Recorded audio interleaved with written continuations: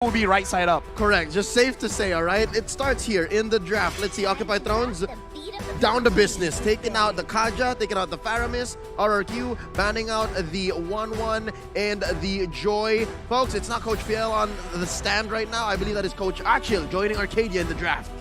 Ooh, I mean, they're banning away all these high maneuver, high movement heroes coming in from the side of Occupy Thrones. Maybe they're trying to stave off that aggression because RRQ, they have been known to try and experiment and be a lot more flexible team. Usually, they used to be known to just go guns blazing, no breaks at all, but now they have shown that they have some patience and they get a little crafty with their tempo of the game. I actually want to have a conversation with the both of you, right? Because right now, RRQ, again, favorites. Is this a situation where they kind of, instead of being very analytical about the draft, I'm pretty sure they will. But I kind of feel like winning is not enough. They got to win with like flair. With flair, with dominance, right? Put on a show. So is it a good idea to draft in a way where you have like 3 early game heroes and then just 1 late game hero just in case something goes wrong? Because this is one of the situations where since they're the favorites, a lot of people are looking at them to win. But is winning enough? Looking at the lineup, especially since they let Lemon play here, I think I'm agreeing. Like they would put the core hard in mid and then let Lemon do that and give Skylar something like a fighter. Wow, It's happened before. I mean, here's the thing. It's happened before. Even if he wants a marksman, like give something like a Brody, Oh, bro, yeah, like yeah. a Popol, right? Like you can get your advantages very, very fast. With the Papa and Koopa, definitely, and with RRQ's playstyle, that is definitely something that can work. They've banned out the Fredrin as well, so trying to deny a lot of the crowd control. Glue is open. Glue. Oh yeah, Glue is Oh. okay. If they let go of Glue, like that's pretty confident. Yes. But if they can win, then that really shows something here. And Oh! are we surprised Glue first pick? Like the undiable man. Not the at all. No, no, no. Undiable jelly. But here's the thing. Achil and Arcadia saw this coming. It's part of the plan. Seems like it's all There's got to be a reason why. Faramis is banned. So Faramis is Faramis banned. cannot be used as a counter against Glue. I mean, sometimes you just don't need a counter. You just need to play around it. We'll have to see because R7 is the XP laner for RRQ, and he's known to have a lot of rotations, a lot of creative ways to approach fights. But now with the Glue being such an oppressive presence in his lane, can he replicate the same kind of performance? Again, with a hero like Glue in your matchup, I call him the relentless one, El Capitan. I don't know how much relentlessness you can get in. Like I want to see Carry. I want to see Carry right now. Carry. And Carry has been picked up. Carry Oh. Dita. Carry Dita. Because again, Carry can kill any tanks. You could be meta, but you're nothing in front of my eyes. I'm the carry. I will carry the entire team to victory, and Carita controls the map. And right now, we're going over Occupy Thrones. They picked up the Leslie. Very Yo, interesting approach. Coach Mundo's over the Beatrix. Like, no more. No more. There's something is up with the Beatrix, but God, no more. They just haven't been able to make it work. But right now, if you think about it, right, being on that Leslie is going to be a lot more important for the positioning to have a lot of sense because Leslie is a marksman, but she doesn't strictly do DPS. If you can find an opportunity to try and pick off one of the squishier members, that is one of the main strong points a Leslie can bring to the team. He's bursty.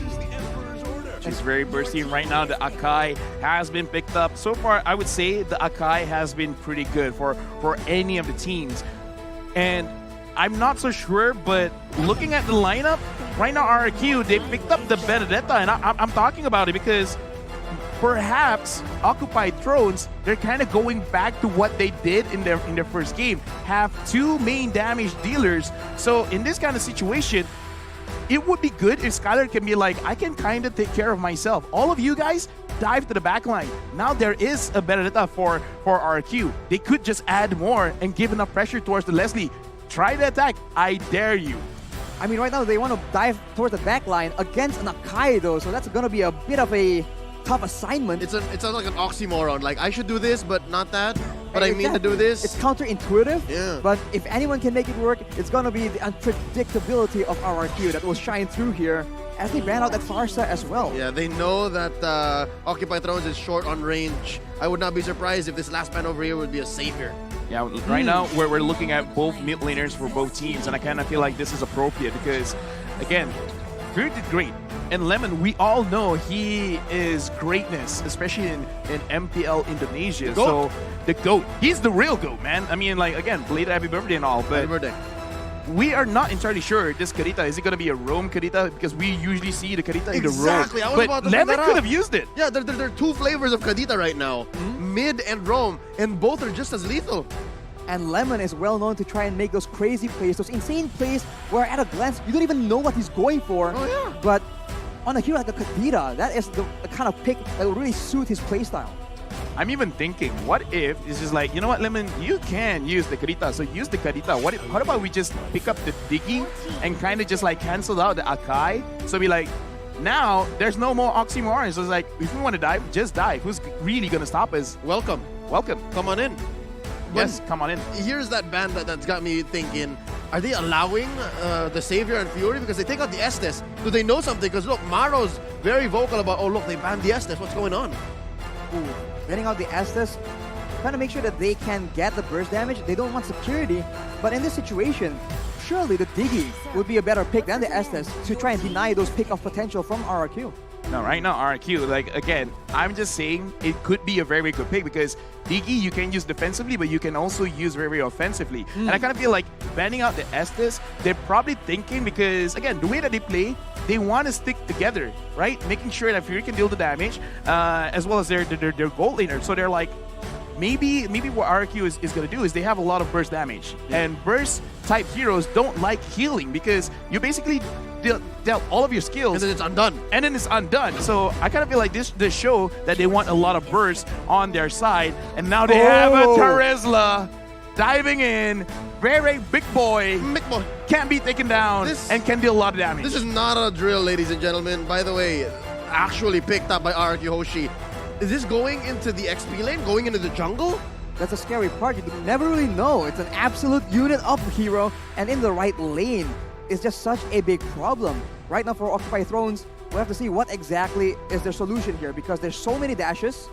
Something that can punish that or stop that can be very useful. It's not even impossible that this might go in the mid. Oh. It's possible that this could go mid. Right? Mid-Terizla? Yeah, but like Yeah, a lane bully. why not? Like a lane bully. Exactly. maybe. Why not? Okay. It's RRQ on their opening day.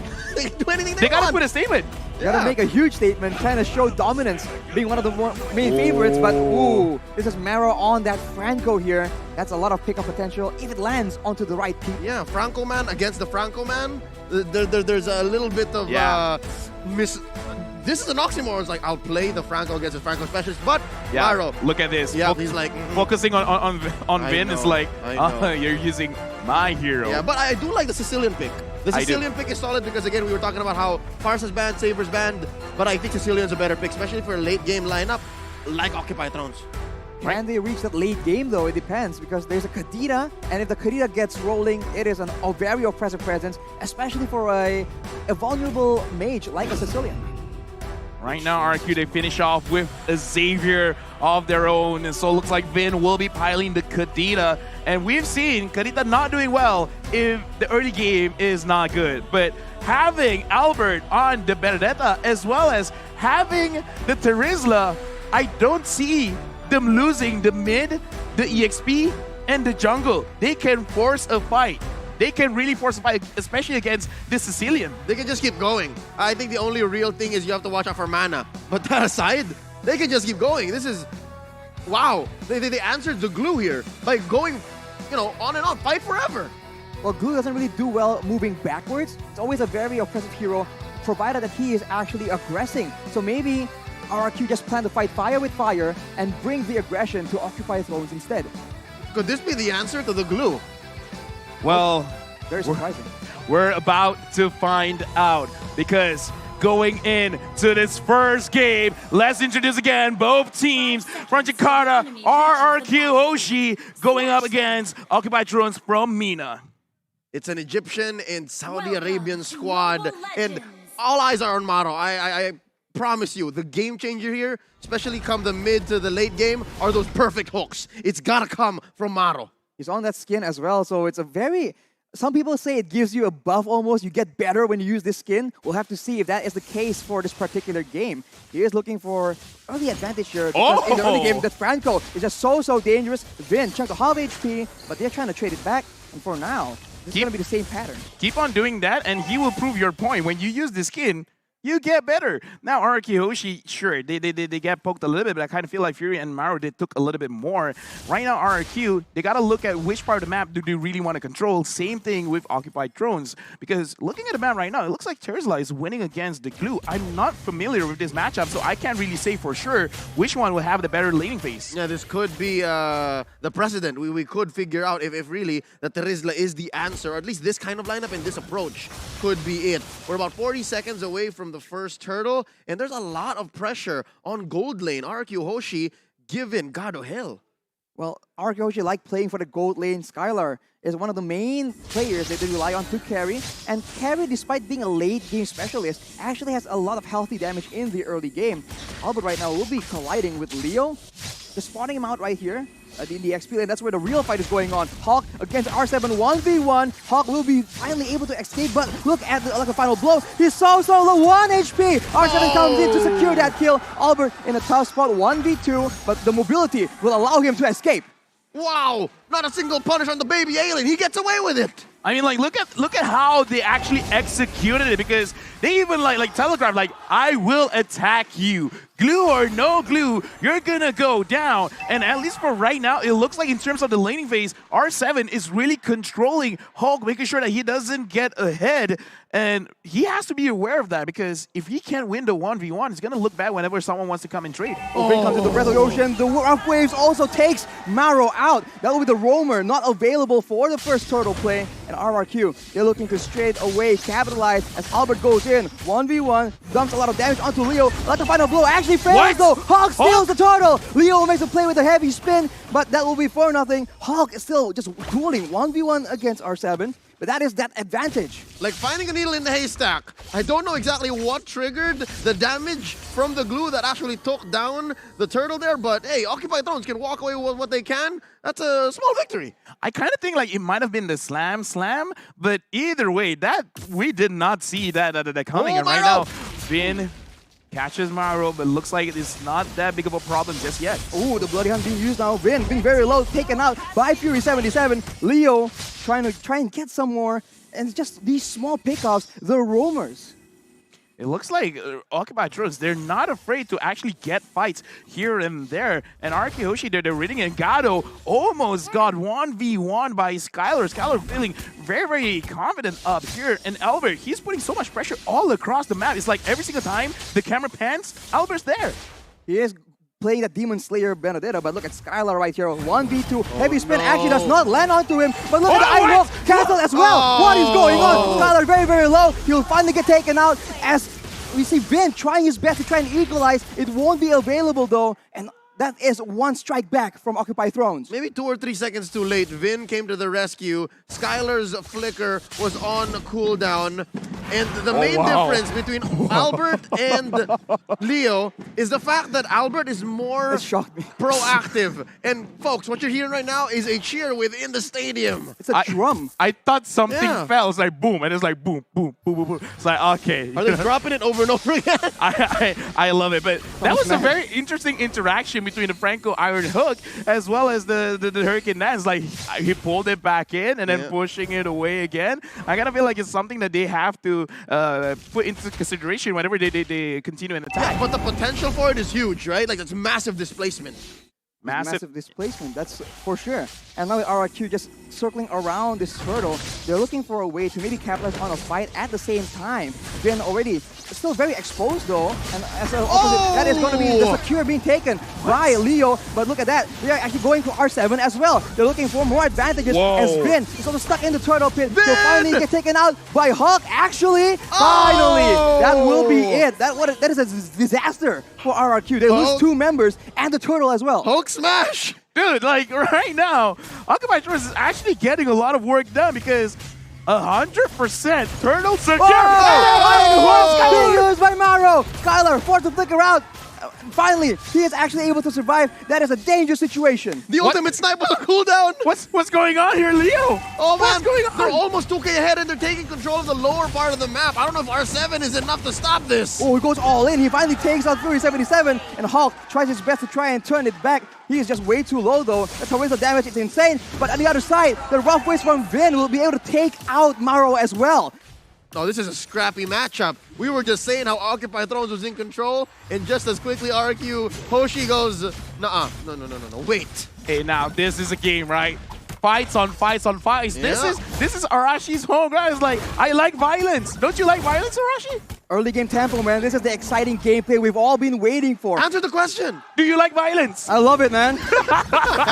Looking at the items, is there enough here for Occupy Thrones or even RRQ Hoshi to have violence on demand? Right now, I'm looking at Violence on Turizla. demand. I'm looking at Turizla. He's being very, very aggressive because he has the Fury Hammer as well as the Bloodless Axe. So it's like, yeah, screw defense. We'll build that later. I want damage right now. I want to make sure that I can get advantage on his glue. I will heal by hurting others.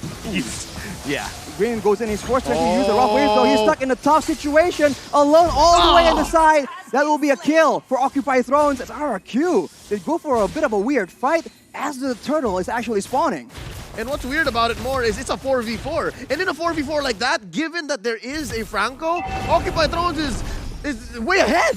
Yeah, right now, Occupy Thrones, it looks like they're starting to read what RRQ is all about. Albert taking a lot of damage, and I kind of feel like that's kind of what's happening towards the entire game, where he's everywhere, but everywhere he goes, he gets hurt. And Gato just finished his Berserker Fury, and for Leslie, that is a huge power spike. Ooh, Albert goes in with the upper final blow, trying to make sure he secures that turtle. It will not be secured! It's taken by Leo yet again. He will pay the price for it, though, as Hulk just zones everybody away. Look at the Iron Hulk being used by Maro. Skylar in a tough situation, but he's still alive! He's still alive and doing a lot of damage for RRQ.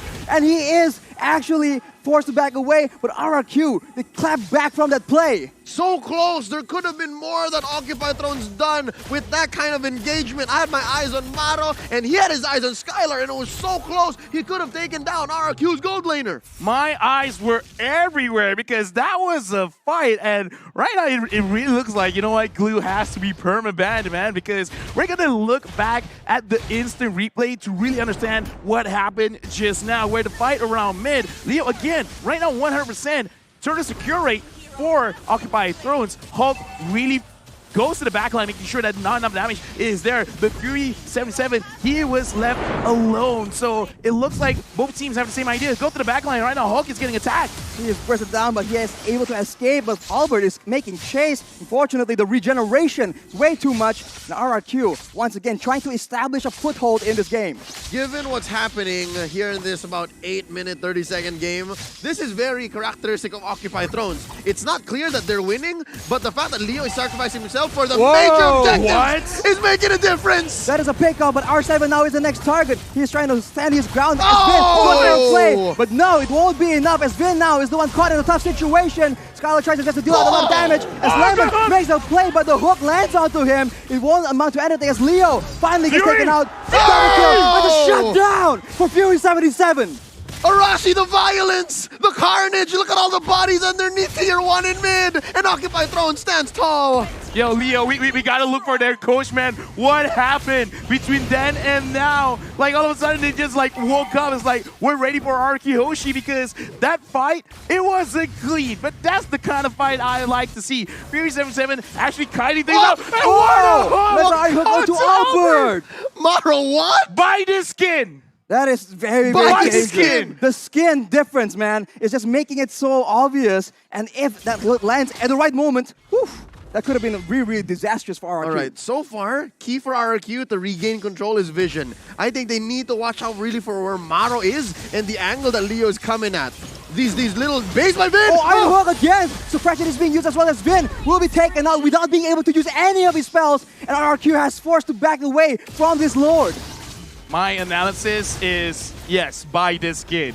Like, legit, because Maro is doing a lot for the team. Hulk goes on to Albert, and Albert, right now, he's having a tough time to actually get in range to the Lord R7 at the front. And right now, Hulk is doing 1v3. Hulk is zoning everyone away from the Lord. That'll be a shutdown picked up by Skylar, but the Lord is secured by Leo and RRQ. They are powerless to change the outcome of the fight. Look at the hook again! What? R7 alone. Fury pops the ultimate as well. And now, you can see Albert goes in to try and help out, do something more as Leo follows up. Vin late to the party yet again. It won't be enough as Leo just taken very, very low. But look at the dawning light. Finally, trading back mega kill for RRQ. It's scrappy, it's dirty, but boy oh boy, does Occupy Thrones appreciate this kind of gameplay. They're 2K ahead. I'd say this Lord was worth it despite the trades. And look at this. I think this is where they need to be. This is where they want to be. They have Gado safe, far away from trouble. Right now, looking at the players' goal, Fury 77 as well as Lemon. 1,000 goal difference between both mid laners. So right now, Lemon has to find a way to get a little bit more gold onto his hand so that he has extra damage going on to the side of Occupy. Because again, the Dawning Light secured a kill. Perfect, amazing. But right now, they need a little bit more DPS because Skylar can deal the damage. But every single time he goes in front, he has to be careful because with Maro hitting all these hooks, that's amazing. Being used by Occupy Thrones though, looking for an opportunity. Albert goes in to clear the Lord, but look at the side lanes. Leo already pushing Vin away. He's suppressed as well. That's all the damage. But look at the combo traded back. Maro gets taken out. Both roamers down as Skylar jumps in forward aggressively. Albert as well chunked down. And look at the HP. 1 for Leo. One, Grandma! One! But look at down bottom. All was worth it because Hulk was pushing away at tier 2. No. Albert, baby alien! No. Baby alien! He's going to be He's fine. covered by R7. That is a very, very close situation, but Albert makes it out alive. All right, so one thing is clear. Once Occupy Thrones sees Vin, they are not pulling any punches. I think that's one big problem that a Kadita Rome has. This is what I want to see, confidence and trusting your shot caller. Like whoever's in front is like, yeah, let's go for this target. Right or wrong, as long as you act on it, you will get results. Make it right. Make it right. I like what they're doing right now. They're not being scared. They're not trying to run away. They're trying to fight back. And now with a 2.4k gold lead, and it looks like Gato as well as Fury 77, they're doing a lot of damage. Skylar, because he flickered to the front trying to get the kills, it shows desperation. He still has to be careful, but this does show that RQ, they're feeling the heat from Occupy Thrones. Occupy are the ones going for the purple buff right now. Leo with the heavy spin as well. R7 is forced to flicker out. Skylar, chunk very low as Hawk goes in, but look at the Hawk again! That is a huge play from Maro. Hawk escapes his life in the midst of that situation. No one is taken out just yet. Oh wow, they're scrambling each other. They're scrambling each other. You see the composure of RRQ Hoshi here. That could have been lethal. And again, they are down maybe one major core item, but they knew that this was not the fight to take. And I think Occupy Thrones also just had to think twice, like, no, don't. I just like that right now, Occupy Thrones, they're really running very, very fast because in that previous fight, they were able to dodge the Dawning Light. And now, Occupy Thrones, they're starting the Lord. RQ, how will you respond?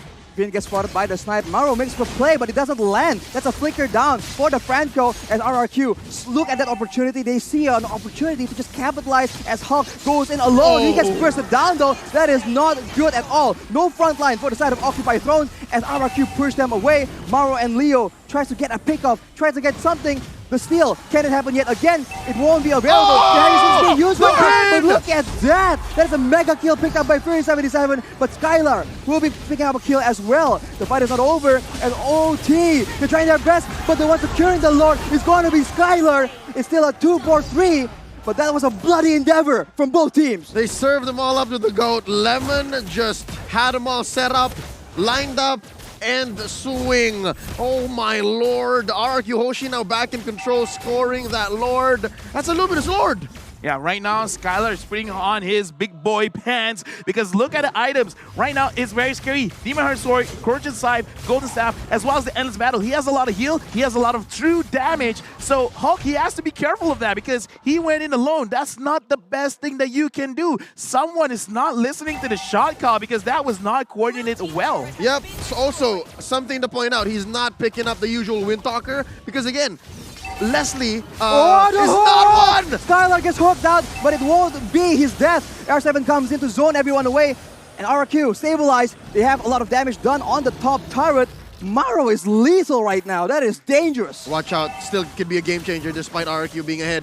But I was saying, Wind of Nature, Skylar's not building one because Leslie is not a marksman you build the Wind of Nature against. Yeah, true damage, man, not physical damage. And right now, RRQ, with just one Lord, they've already turned things around. 500 goal lead ahead. It is not big, but considering they've been on a deficit for like 2,000, 3,000, 4,000, this is huge. This is great. But again, looking at how Maro is playing this Franco, he could really change things around if he could get Albert, Lemon. I don't think he's going to get Skylar, but if he does, then, dude, Occupy Thrones, they're going for it.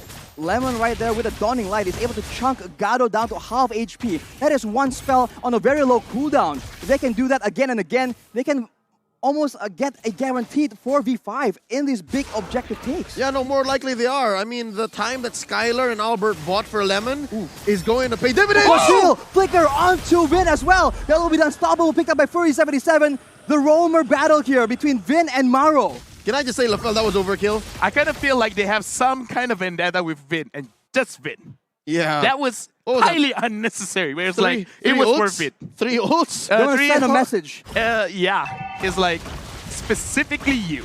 Oh no, they're gonna lose this inhibitor. Oh.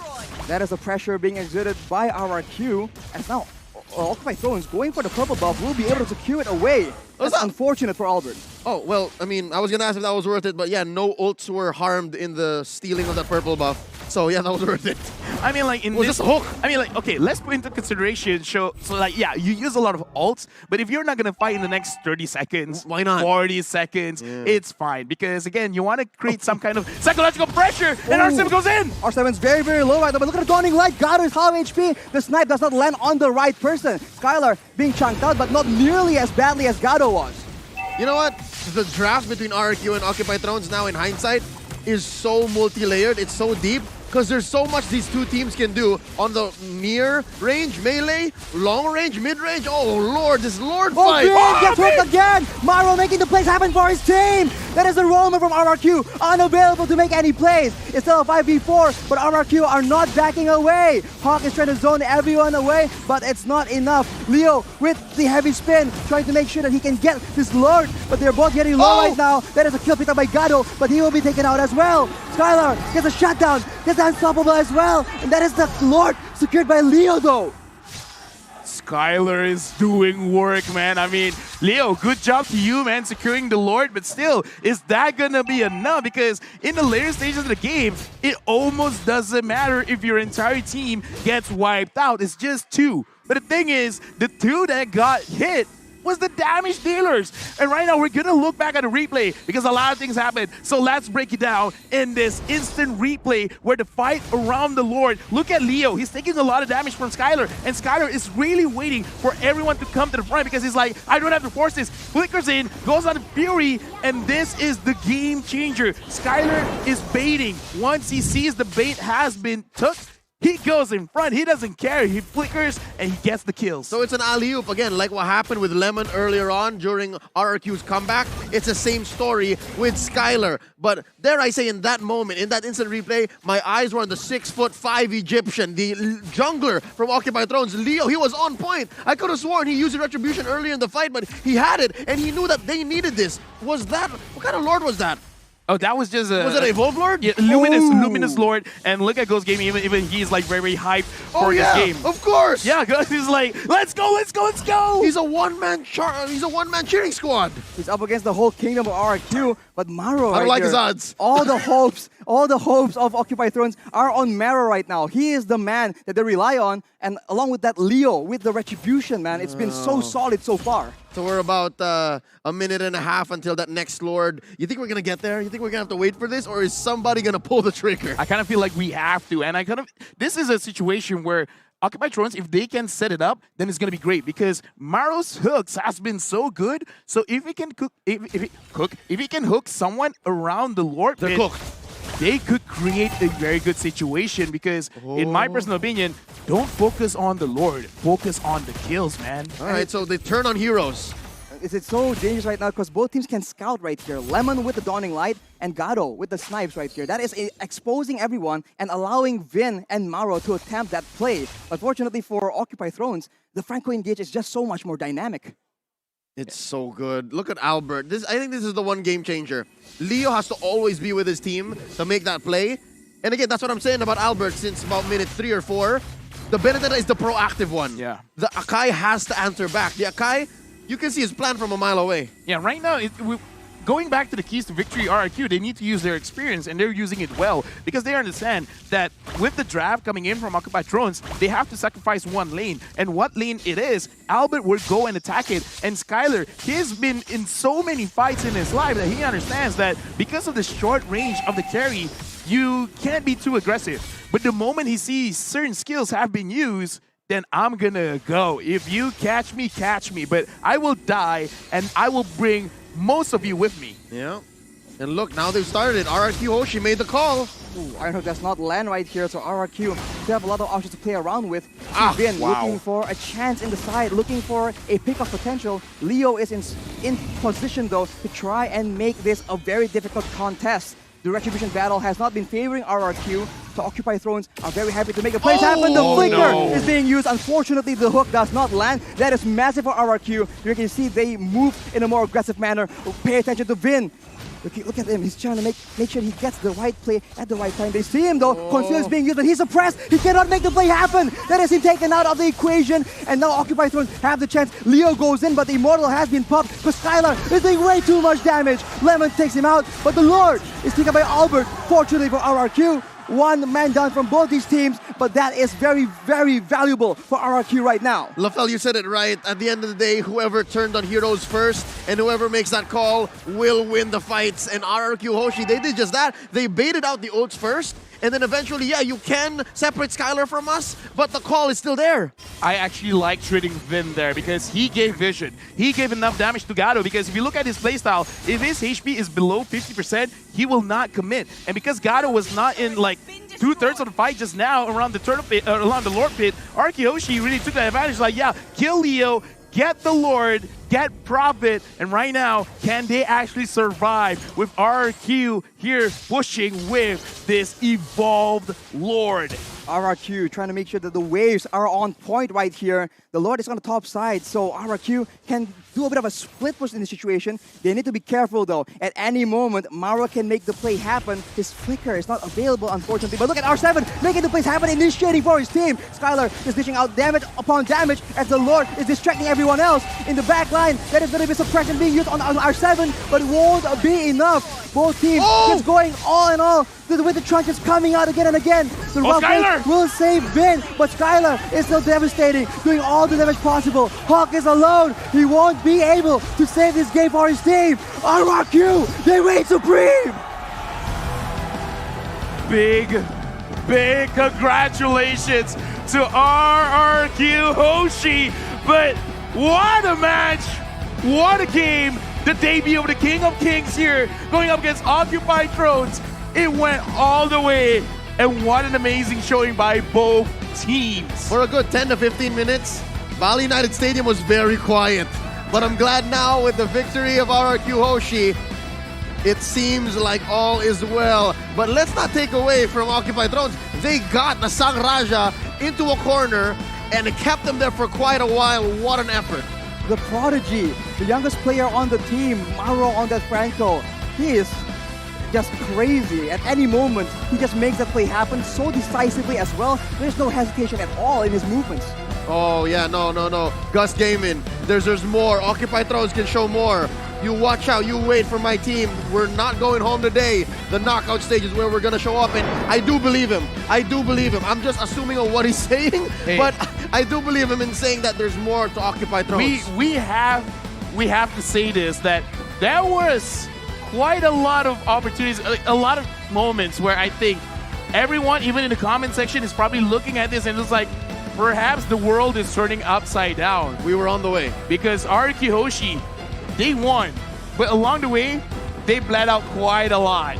And that is an issue right here because RRQ, they're very well known to be very dominant, but afterwards, it's about that discipline, right? Can they maintain that perfect execution all the way for like 20 minutes? But yes, there's a lot of ways you can vibe in the studio right now. This is insane energy from the fans. But just the same, for them to have come back, I think we'll see it later in the highlights and it'll be more explained via the item builds and of course the stats that were put on the board.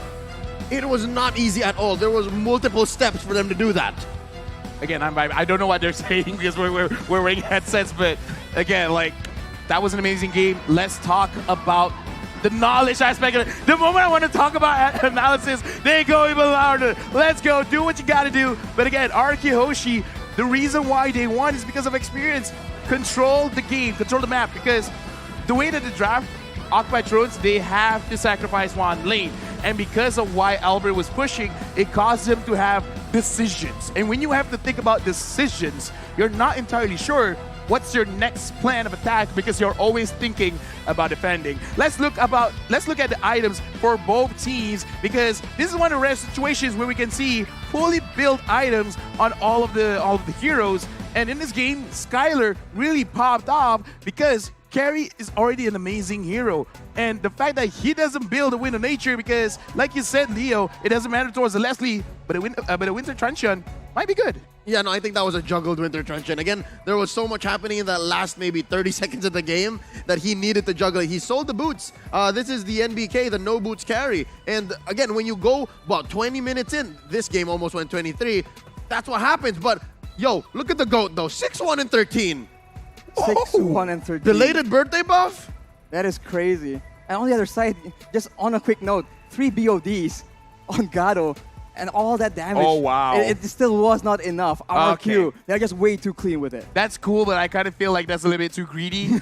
Like, legit, I think that because the way that I see the game, like, he has enough damage, I wouldn't even mind him taking a Hunter Strike just for that extra movement speed because I think like that's what he needed because everyone's chasing after him. He needs a little bit of movement speed. If he doesn't want that, then honestly, it's even fine to take the Brute Force Breastplate because damage is already good. Just survive. That's what you really needed. You can't output damage when you're taken out, especially against a Benedetta, against a Kadita. There are just so many threats that Gado needs to maneuver away from, and I agree, LFL. I think some defensive options could be explored here. Speaking of defensive, the baby alien on Albert, I love how he's grown up. I love how he's started to play more utility junglers, and this Benedetta was utility Benedetta. Yeah, I want to talk about Fury, man. 100% kill participation with the team fights, Lemon 86. And I would say every single fight that's won, it is because of Fury. But right now, let's talk about the rich guy, Skylar. 754 gold per minute.